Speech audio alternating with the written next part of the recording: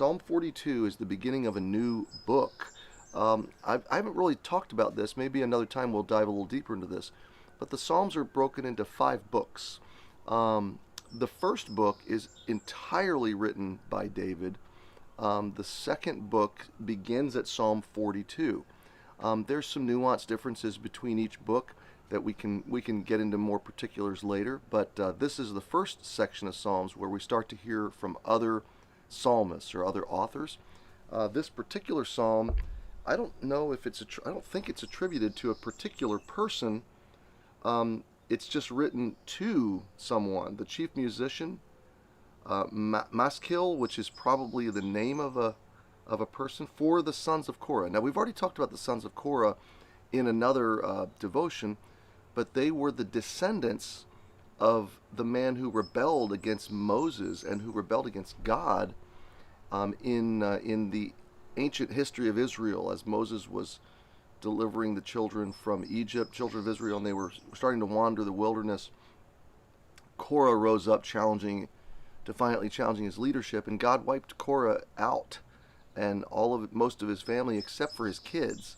His kids grew up and continued to serve the Lord, following the Lord, and his descendants were worship leaders in the tabernacle first, and then the temple later. And so that's pretty cool. That's just a great little note that generationally Korah's family continued to serve the Lord. So let's read the psalm together. This is a short psalm. It is 11 verses, so we probably won't spend a whole lot of time in this psalm.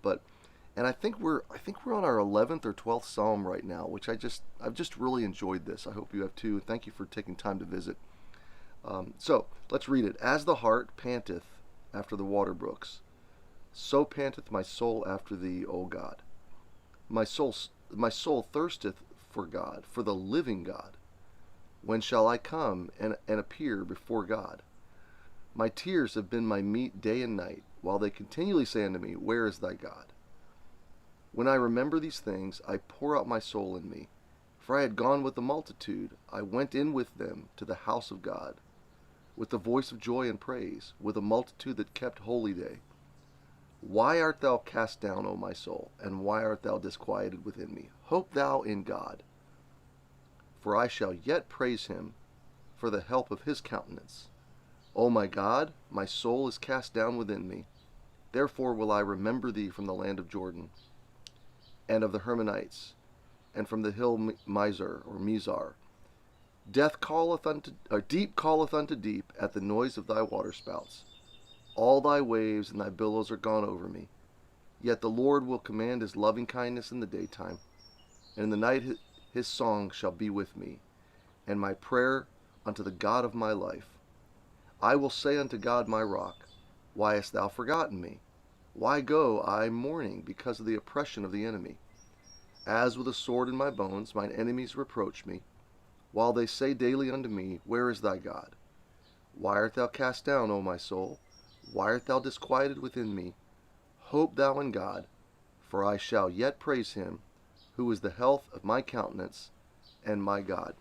So, we don't know a lot about the background of this particular psalm, but just as we fly by and do a quick overview for a moment, and what I want to encourage you to do today is maybe when we're done, read it again, and just maybe highlight or underline or maybe notate in your mind at least the themes that kind of jump out at you, okay? For instance, just a cursory read to me says, the man seems to be away from home. He's talking about Jordan and the hill of Mizar, and that's east of Jerusalem, out to the Jordan River Valley, and then across the river. Now is the nation of Jordan. So he's away from Jerusalem at least. Sounds like he's away from home. He is definitely surrounded by some enemies or some naysayers. He's surrounded by people that keep asking him, Where's your God? Where's your God? Accusing and scorning him for his faith. He's definitely discouraged. Why art thou cast down, O my soul? So he's preaching to himself clearly. He is hoping, he's looking forward to the time when when what he's going through or dealing with will be gone. He's framing his heart in the temporal, I want to say temporality, I don't know if that's a word, but temporal nature of where he is at present, what he's going through. And he's really trying to lift his heart and root it and anchor it in hope and in God. And he's kind of declaring that. I love the fact that God gave these scriptures to us, because the implication is whatever this man was going through in his life, we'll be going through too. And we can expect that we'll need psalms like this, like throughout our lives. So God took this psalm, inspired it, gave it through this man, through his trial. And now here we are, thousands of years later, still coming to psalms like this, still needing these truths, reminders, still needing the theology that grounds us in times where our soul is unsettled or discouraged or downcast.